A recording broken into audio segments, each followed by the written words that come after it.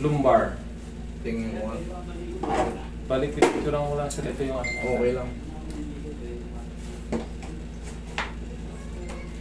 Kasi ano ko lang sana sir lang sir. Apektado pati yan ako sir. Dito, likod ko.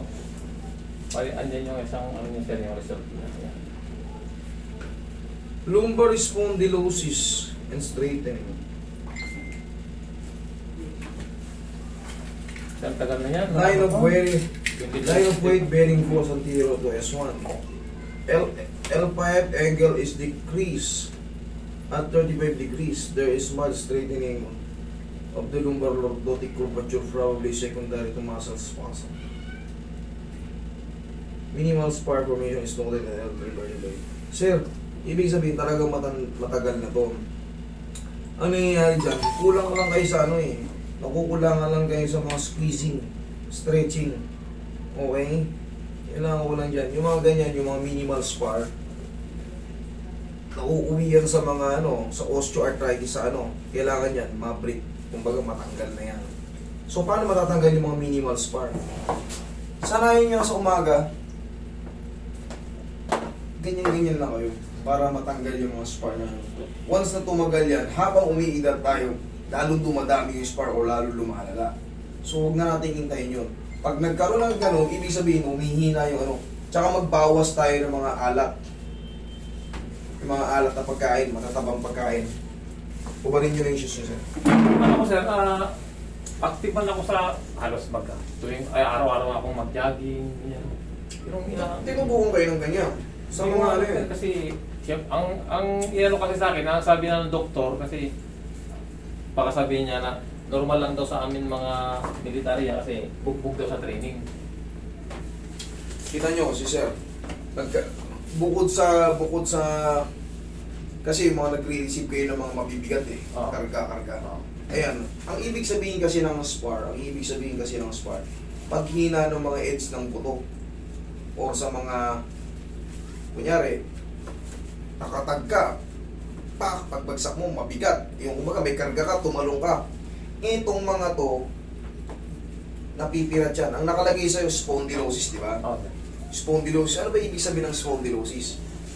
Pagkapirat ng disc. Ngayon, pag napirat to, humihina yung sustansya niya. Ngayon, itong mga edge niya yan, tutubuhan ng mga spar kasi wala silang nasisipsip na nutrients sa ano. Ngayon, ganun yun. Nag-umpisa kasi sir nung ano eh, nung naramdaman ko yun nung bumagsak ako sa ano, yung nadulas ako sa hagdanan, tapos yung impact nung ano, Oy, nasasaldak. nasaldak ako. Yan nga, ito bumibigay ito. Pag bumigay yan, siyempre, napipirat sila. Pagka tama yung pagkapirat, kumbaga, maganda yung pagkapirat, napirat lang, spondylosis yun. Pero pag pagilid ang pagkapirat, desiccation, pag ganon, protrusion, herniation, depende sa pagkapirat. Yun sa inyo, spondylosis, pangkaraniwan pa yan sa mga tao. Pangkaraniwan pa yan sa mga katulad nyo. Kahit ako, meron ako spondylosis eh. Kahit ako.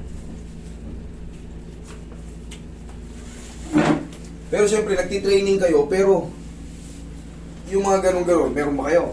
Wala. Oo, wala.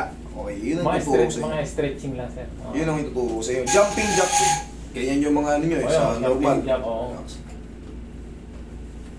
Pero yung ganito, yan ang wala kayo. Ikakapatagilid. Tuturo ko rin sa inyo. Patagilid. Pero yung madali lang tong kaso mo, sir. Kailangan lang natin to. Sundin nyo na yung tuturo ko sa inyo. Hindi naman mahirap yun. Kumpara sa mga training. Mamikan ko na rin sinasabi ito eh. Relax. Ito? Kabilang side. Yan lang naman ang kulang. Yan bin yun, oh. Tignan nyo sa camera, oh. Yan bin yun, oh. Oh, pinatatagilid ko. Tignan mo yung position mo, oh. Ang pinagkaiba lang nito, siyempre, ako marunong ako. Ako mag-execute. Alam ko yung mangyayari. Tapos mayroong pectus to eh. Pero tinuturo ko na rin yung pectus eh. Ano yung pectus pag sobrang sakit ng balakang nyo? Wait lang ha. Dito mo ang dami tumutunog. Minsan may mga pectus akong pag ganito oh. Nakikita nyo naman yun dyan eh. Ninadagdagan ko pagka alam kong talagang severe kayo. Pero si sir naman, hindi naman severe. Pinakita ko na sa inyo yung pectus. Dapat. Tsaka magkaka-ano lang dyan, magkakatalo, Sakto yun. knowledge about dyan, tapos yung execution ng traction. Kung paano ang pagtatadya. Tagal ko na sinasakal to eh. Nakuha mo yan, sir. Siyempre, sir, kayo bilang military, I salute you. Yung mga mabibigat na kargada nyo, Oo. tapos bigla kayong tatakbo, tatalon. Siyempre, mga buntok-buntok ang ano yun nyo. Tapos, sa kasagsagan ng training, hindi ka pwede magreklamo sa mga senior mo pag ginising na kayo ng oras na ganito. Dire-diretso na yan eh. Wala na kayong magawa. Masakit man balakang nyo, talagang talon, talon. Oh. Gapang, gapang. Wala. Meron nang pumunta rito, musang eh. Tuhod naman ang bumigay sa kanya. Siyempre, lintik Oo, din ang ano oo. nila eh. Lintik din ang training nila. Ganda ng tattoo niya rito. Musang. Ano yung scout ranger yan, di ba? Oo, sir. Ano naman ang ininda niya? Tuhod naman, tsaka yung dun sa takilo. Tsaka siyempre, balakang. O yan, balakang. Kadalasan, siyempre, balakang. Yan ang nagpapatayo sa atin. Ay, patali lang po sa'yo. Compression sa mga tis.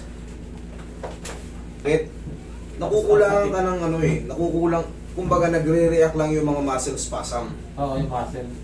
Parang feeling mo ang kapal, no? Parang Oo. feeling mo ang tigas niya. Oo. Nagre-react lang yung mga muscle. Pero that's normal. Magre-react yung mga muscle dahil napagod tayo. Pero hindi yun magiging normal kung yung joint o yung mga disc nyo hindi nako-compress. Okay? Normal lang na reaction yun.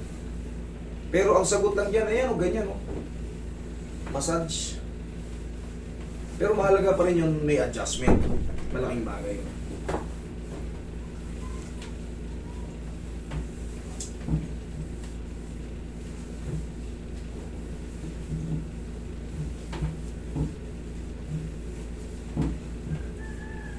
Mark, i-off mo nga. Inhale, exhale lang ha. Inhale. Exhale.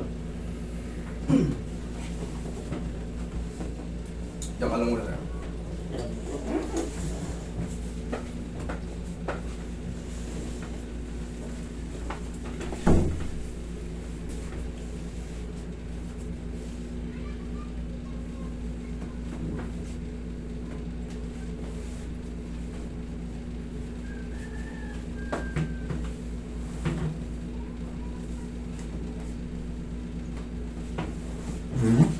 Sir, pagtatayo, pag may tama na kayo sa balakang, pagtatayo kayo palagi sa higaan, higa kang patagilid, tagilid, tukod mo yung siko mo, baba to. Iyan, malakas yung ano natin. Diyan ka lang muna.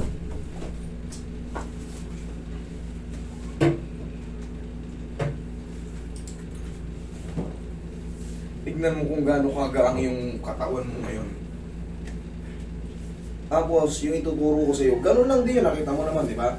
Yung patagilid. Oo, gano'n. Pagkagising nyo pa lang sa umaga, yun lang ang kulang eh. Nagja-jumping jack kayo, nagja-jogging kayo. Pero pag masakit na kasi yung likod nyo, at nagdagdag kayo ng jogging, makukompress na makukompress yan. Kasi makakatag. Pero bago kayo mag-jogging, tayo. Oh, tamo yan. Laksan ko konti. Okay. 1, kabila. Yun. Yan lang, parang ka lang sa training, parang ginawa kami yung ulo ng kalaban. Okay? O, tingnan mo, lakad ka ngayon, tingnan mo kung gaano kaluwag yung... Yung muko ka. Oo. Oo. Oo nga. Na-release yung compression. Oo. Yung mga spondylosis na yun, compression yun. So, paano i-release yun? Gano'n mo?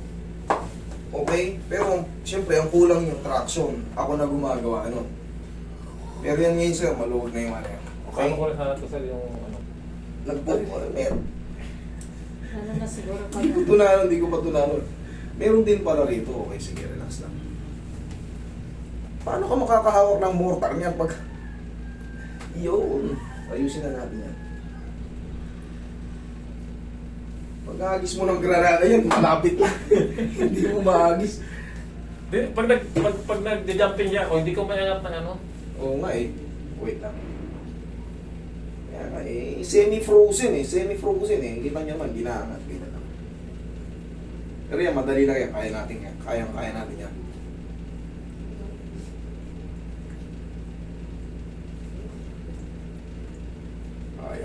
Kaya natin yan.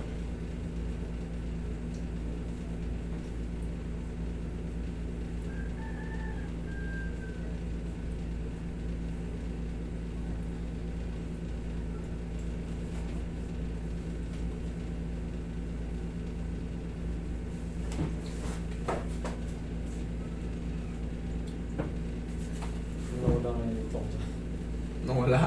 Tapos alaan naman yung pumunta ka rito.